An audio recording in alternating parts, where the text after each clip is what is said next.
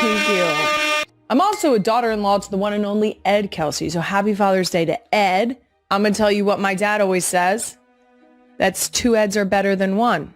And on that note, of course, to round out the trifecta here, I'm a proud daughter of Big Ed McDevitt, the best dad in the world. Happy Father's Day, Skeeter! When we were growing up, I would typically get my dad a Chunky, which is a candy bar. If you haven't seen it, it's a little square silver wrapper, and or a Tasty Cake pie because he's a sweets kind of guy.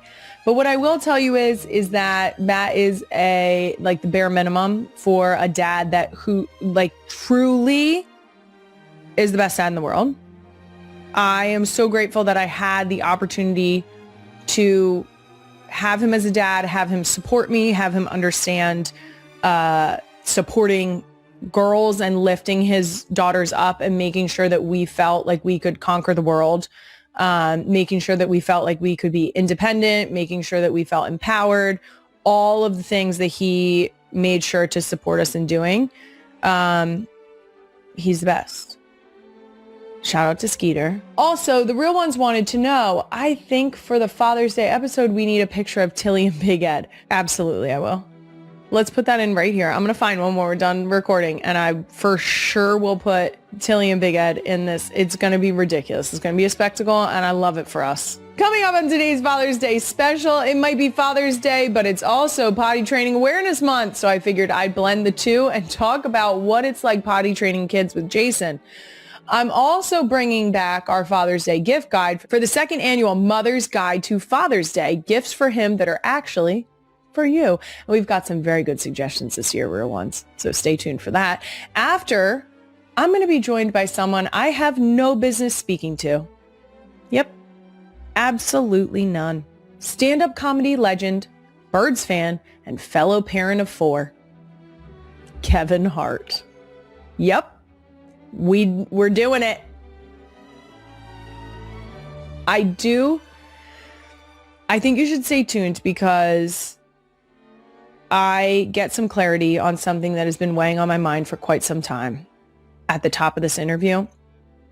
So I need you guys to lock in. And I want to get out in front of this and say that I don't know that I necessarily hold grudges, but I remember. Before we get into all that, a few NGL announcements. First up, this upcoming Wednesday is one of my favorite events of the whole year. That's why I'm wearing my shirt. Do you see my shirt? That's right. It's Shorebirds. We have the Team 62 fundraiser benefiting Eagles Autism Foundation at the Ocean Drive in Sea Isle. It is a guest bartending event. Tickets are sold out, but we stay authentic to the Ocean Drive and what they do. So if you show up to the Ocean Drive the day of the event, doors open at 4 p.m. for general admission. It is a $10 cover, which is the standard cover for the Ocean Drive throughout the summer. And you can get in. You just have to wait in line. So come through.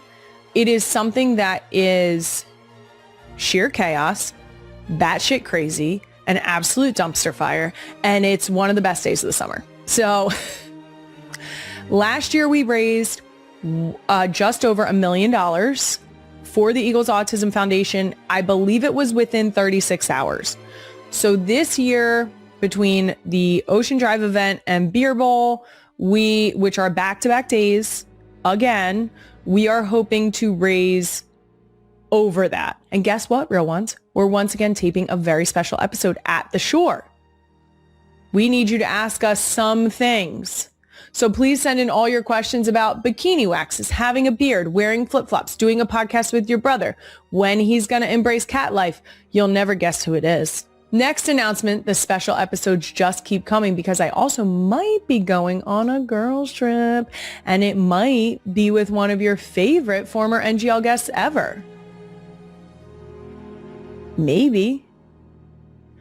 Because we might have to aller à Paris.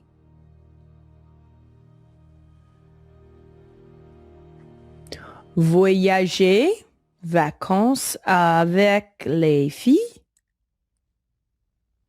Peut-être. Je ne sais pas. I think that it is going to be magie avec une souris. Oui? Tu comprends? I'll give you even more hints next week, but préparez-vous pour le 2 juillet. That's it for our announcements. Next up. Next up, if you're still thinking about what to get the father of your children, I've got you covered with our second annual Mother's Guide to Father's Day. Gifts for him that are actually for you. Some of the favorites from last year were planning a special Just Dad and the Kids outing. No moms allowed. Because what better day to truly embrace being a dad with Just Dad activities? Yeah. Or clothes you would like him to start wearing. And a couple's vacation. Again, you want to be careful with those because if you want him to wear a banana hammock, you better know that that's probably going to result in him Father's Daying by fathering another child, if you catch my drift. Those all still stand as great gifts, but here's this year's all-new guide. Number 1, starting out with a fan favorite, a couple's massage. Yeah, that's right. Has he been saying his back hurts? You know, now that I think of it, so does mine. Yeah. So does the rest of my body. From birthing children. I know it's been a minute, but I'm going to use it. How about that? Because a couple's massage means everyone wins. So you just get some childcare. And then you guys go together. Number 2, backyard sports equipment for dad and the kids. Okay? A new soccer net, a pitching machine, maybe a golf net. Great choice. Because then he gets outside and gets to do activities with the kids. Now, the catch here is that the idea is that you would then stay in the house and maybe get some quiet time. Or again, some nobody needs me time. I would be the opposite. I would go outside and I would play with them. But this is a great choice for people who think that they could kick kids and dad out of the house to go do outside activities. Okay? Think about it. Next, number 3, brand new cookware. This includes, but is not limited to, a brand new grill, a cast iron skillet, a pizza oven. Get creative with it, ladies. Have you been craving a fresh rack of ribs? Problem solved. Get him a smoker. Yeah, that's right. You could also get him an arrangement of barbecue spices. That could also encourage him to feel inspired. Yeah. Let him cook it up, ladies. I'm into that. Let's encourage even the smallest interest in cooking. Okay? Let's sit down and eat food that someone else makes. Number 4, if you like a nice beverage, might I suggest an expensive bottle of wine that otherwise you would never buy for yourself? Yeah, this is a special occasion. Toast your man, being the father of your children. That's right. Pour yourself a fat glass. Both of you, of course, but pour your glass a little fatter. Just a thought. Yeah, I don't necessarily love wine, but I love it for you. And that's what counts. Guys, while you're at it, make sure you grab those new wine glasses. Because when else are you going to get the stemless wine glasses? And where else are you going to put the fancy wine? Am I right? Do it. And coming in at number 5, literally any new piece of furniture you've been eyeing for the house. That's right. If it's been in your cart, complete it. Because what's his is yours. And if it's a new sofa, you guys are definitely going to enjoy scooching your little heinies next to each other, sitting comfortably, and watching anything but Love Island. Right? I know. Or a new patio set. So that when your kids go to bed and you need to decompress, you can go outside and sit under the stars all romantic. Again, careful. Too much romance, you might end up with another one. That's it for Mother's Guide to Father's Day Gifts. Let me know what other gifts you get for the dads in your life that are actually for mom. Tag at NGL with Kylie. We'll share some of our favorites. All right, let's keep it moving with a new edition of Can I Be Honest, brought to you by Pull-Ups. In honor of June being National Potty Training Awareness Month, I'm going to get very honest about potty training in the Kelce house. Yeah, we've had a couple accidents. We've had a lot of successes, and I think that you should focus on those, but not right now, because why would we tell stories about the successes and not talk about the shit that happened in the kitchen floor? It literally was a turd on the kitchen floor. I started out potty training with one of the little mini potties. The ones where when they're done, you have to like dump the bowl into the toilet and flush it. It was not the way to go. That wasn't our potty training journey. We quickly figured out that what we needed was a potty seat for on top of our actual potty, because I thought that the way we were going to get through it was to put the potty seat downstairs so that she didn't feel like she was away from everything, and that she would there was one day I let her watch Miss Rachel while she was sitting on the potty, as if that was going to help her. It didn't. She was just naked sitting in the living room. So the one day I tried to ask her to go potty on that potty, I was in the kitchen doing something and she didn't want to be left alone. So we put the potty in the kitchen. She sat on it for a while, and then she got up and walked around for a minute, and then promptly squatted directly next to the potty and took a dump on the floor. That was the end of that. So then we ended up doing potty on the actual potty with a potty seat. Specifically, one that we have loved is one that has like laddered steps up to the potty so that they can do it themselves. Jason and I very much tag team this activity. It happens to end up being, in a very joking manner, I will try to get my kids to call for dad. In other words, when they tell me I need to go potty, I'll say, great, you go up and get started. And when you're all done, dad will come and wipe your hiney. That is key, because when they say, Dad, I'm all done pooping. Dad, he can't help himself. He has to go. He really can't. I will tell you what. I feel like some people understand this. When your kids, I don't know about other people's kids. My kids have all gone through a very mom phase where it's mom this, mom that. I'm not leaving mom. It's not dad. It's mom. It's not a very long phase, but it's sometimes with certain kids, it was intense. And it really helps me in this trying to trick the kids into calling for dad specifically. Sometimes they do it, obviously. Sometimes they do it on their own without being prompted.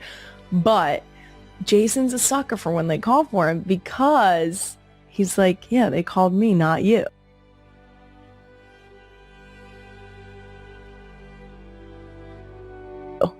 And so it works out to my benefit. And also, it's adorable that he's like, they call my name. They called for me. And I'm like, yeah, they did. Go wipe that ass. Just go wipe the poop off their butt. Speaking of I'm all done pooping, it's been a year since the Ellie moment on the other podcast, so I figured I'd give a butt wiping update. We have two that are fully taking care of themselves. And Benny takes care of herself, but likes to check in when it's a number two, if you will. When she has to get a little more in depth. I did ask the real ones when they stopped wiping their kids' butts, and the consensus seemed to be kindergarten.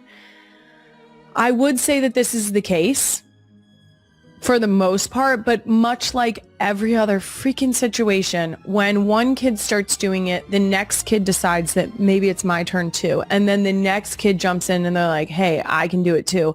So it gets consecutively smoother, it seems. Prior to the being summoned to wipe a butt phase, we have been in the potty training trenches with 3 of our 4.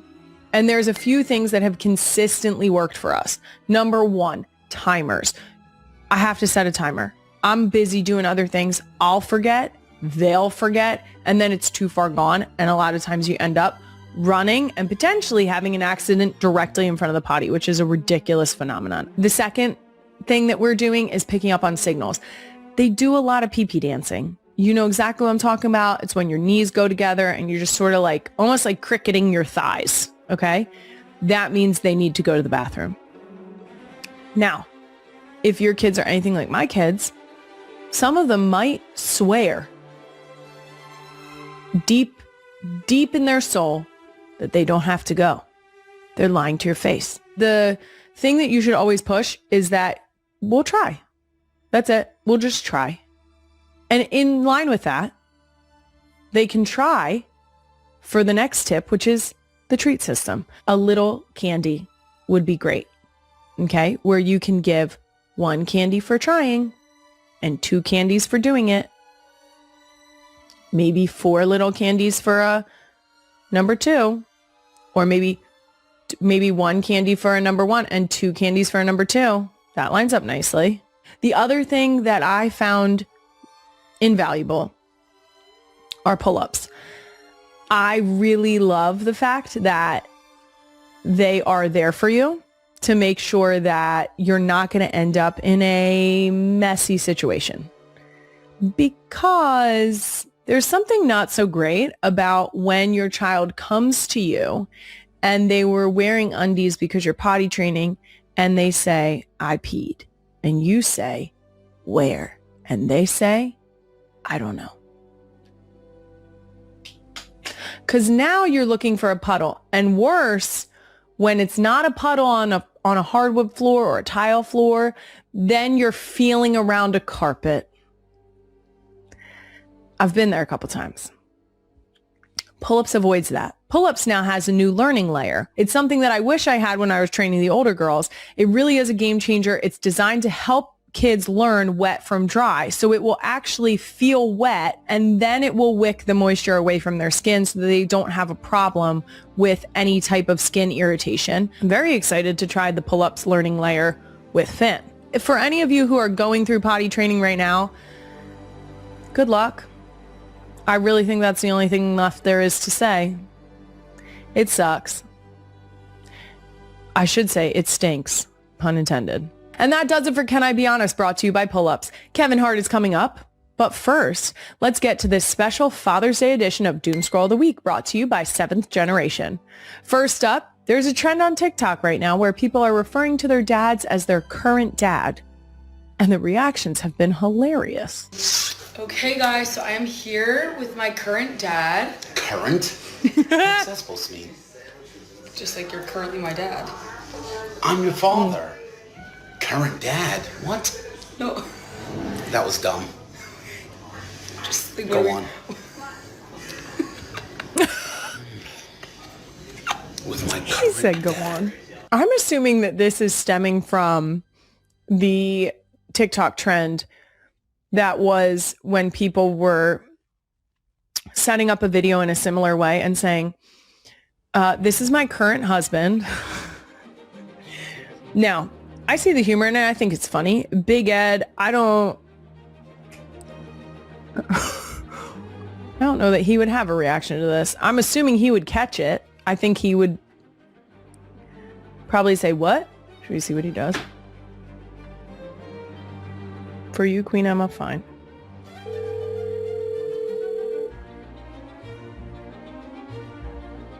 Yes, I think. Fruity, Hi. Yeah. are you at work right now? You're at home. Yes. I'm in Malvern. Why? What's that? Why? What do they I got had a going TV. on? I had to pick a TV up. I ate a sandwich at home and came up here. I'm recording the podcast right now, but I wanted people to really quickly hear from my current dad. Why, you get another one?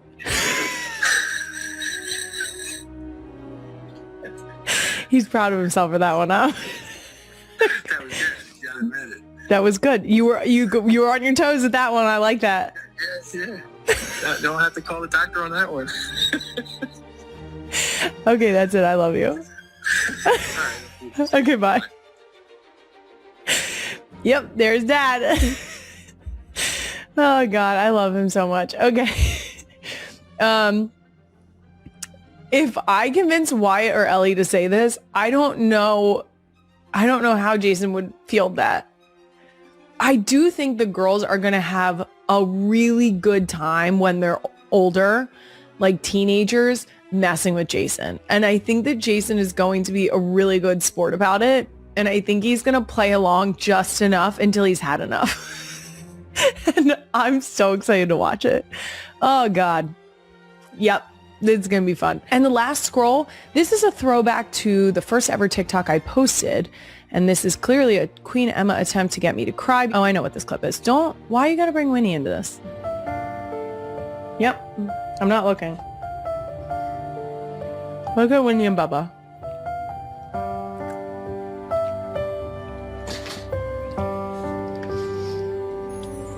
Yeah. Mm-hmm.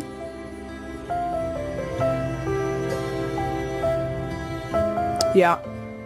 You did that, didn't you? Do you feel good about yourself? No. Interesting. I love these kind of moments. I have so many pictures of Jason like on the beach with our girls, outside with the girls, where they are so far away that I'm sure they didn't know that I was sniping pictures of them. I love watching Jason be a dad. Our girls love him more than anything on this planet. And he is so caring. He's so gentle. He's so sweet. And then he's also like the perfect mix of he'll throw him onto the couch. He will roughhouse. He will do all the ridiculous things that mom won't. He also has my back. It is an absolute honor to get to parent with him. And the tiny humans that we've made are, I mean, I'm so biased when I say this. They're so cute. They're sweet most of the time. And it really is so much fun to watch him be a dad. And he's so good at it. He's so good at it. He truly, I think he understands that like, if everything else went to shit, at the very least, he will always still be a dad. And he puts a lot of emphasis on that. So happy Father's Day to him. Yeah. Yeah. That's it for Doom Scroll of the Week, brought to you by 7th Generation. Coming up, I'm about to be joined by another father of 4, Kevin Hart, right after these messages. With 4 little girls, I know sometimes we can all be a little extra. When people have to pack up 3 stuffies just to leave the house, make sure their purse is packed with their rocks and their markers. God only knows where they're going to draw with those, which is exactly how I know what does and doesn't need to be so extra. So many dish soaps are loaded with dyes and artificial fragrances that do more to put on a show than actually clean. That's the wrong kind of extra. And that's where 7th Generation comes in. 7th Generation's bio-based power cuts through grease so I can clean my dishes and then get back to literally anything else. That's 7th Generation. All of the cleaning power, none of the extras. And 7th Generation scents are made from 100% essential oils and botanical ingredients, like the clementine zest and lemongrass dish liquid, with no artificial fragrances. Plus, 7th Generation dish liquid is EPA Safer Choice certified, meaning they are designed to be safer for you, your family, and the environment. It's just a powerful clean that gets the job done and leaves nothing behind. Make the switch to 7th Generation. It's almost Amazon Prime Day. For the best deals of the year, go shop 7th Generation at Amazon.com. As a mom of 4 kids 6 and under, I've been deep in the potty training trenches, but luckily I have learned a thing or two. You know, a turd on your kitchen floor will really snap you into reality. We did have the absolute joy of having Wyatt lead the pack so that everybody else could follow suit and learn from what she was doing. and want to be like their big sister. That was very helpful. I've also learned my secret weapon is pull-ups training pants. I've been using pull-ups the entire potty training experience. I love that they're there to make sure that this isn't a messier process than it needs to be. And now my secret weapon has its own secret weapon. Pull-ups just introduced the new learning layer, and I'm all about this. It's designed to help kids learn the difference between feeling wet and dry. I'm so looking forward to using this with Finn because I think it's going to make it easy. There's a moment that nobody talks about. Not the Super Bowl, not the trophies, not the thousands of screaming fans. A moment that happened in a quiet room with a microphone and two brothers who built their entire bond on one simple thing: never showing weakness in front of the world.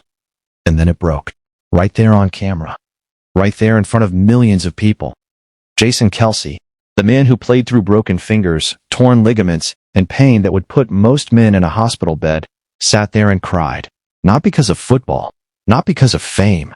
He cried because someone finally said out loud what he had felt about his little brother for 30 years and never had the words for. It happened on New Heights. Taylor Swift sat across from the Kelce brothers, and somewhere in that conversation, she started describing Travis.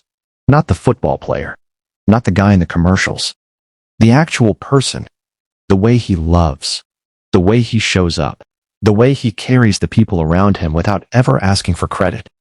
And as she spoke, something shifted in Jason's face. You could see it happening in real time, the jaw tightening, the eyes glassing over. A man who spent 15 years getting hit by 300-pound linemen and never flinched, suddenly couldn't hold it together over a few sentences about his brother. Because here's what people forget. Jason and Travis didn't grow up rich. They didn't grow up with everything handed to them. They grew up in Cleveland Heights, two boys sharing a bedroom, sharing a dream, pushing each other when nobody else believed they'd make it anywhere. Jason was always the older one, the protector. The one who watched out for Travis before Travis was Travis Kelce, before the Super Bowls, before Taylor, before any of it. So when somebody from outside that bond, somebody who fell in love with his little brother, looks Jason in the eye and tells him she sees exactly who Travis really is, that's not just a nice comment. That's validation of everything Jason spent his whole life trying to protect. Think about that for a second. How many older siblings spend their entire lives quietly worrying about their younger brother or sister, wondering if anyone will ever really see them the way they do, wondering if all that protecting, all that worrying, all that showing up actually mattered? And then one day, someone says it out loud. Someone who truly knows your sibling tells you, "I see what you've always seen." That hits different. That hits somewhere deep, somewhere most men learn to bury early and never dig back up. And Jason didn't fight it. He didn't look away and pretend it wasn't happening. He let it show. In front of cameras. In front of an audience that would later turn this into headlines and think pieces.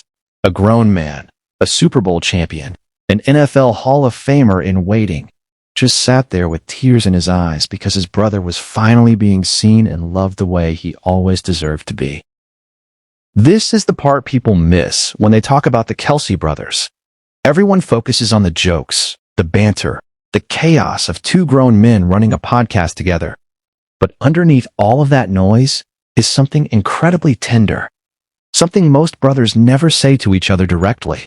Jason has spent his whole career being the steady one, the quiet leader, the guy who does his job and lets his little brother shine. And in that one moment, he didn't have to say a single word about how proud he is. His tears said it for him. There's something universal in this, even if you've never thrown a football in your life. Anyone with a sibling, anyone who has ever loved someone fiercely and quietly, knows this feeling. You don't need the world to see you. But God, it means something when the world finally sees the person you love the way you've always seen them. That's not weakness. That's the deepest kind of love there is. The kind that doesn't need applause, but feels everything when somebody else finally claps. And maybe that's why this moment hits so many people so hard.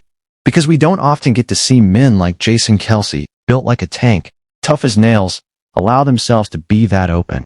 We're so used to strength looking like silence. But real strength, real masculinity even, is being able to cry over love without shame. Jason didn't apologize for it. He didn't laugh it off immediately like men are taught to do. He just let it be real. Somewhere out there, brothers and sisters are watching this clip and texting each other, "This is us." Somewhere out there, someone is calling their sibling just to say, "I love you," for no reason at all. That's the power of a moment like this. It doesn't just show us who the Kelce brothers are. It reminds us who we could be if we let ourselves feel things a little more openly, a little more honestly, without worrying about who's watching.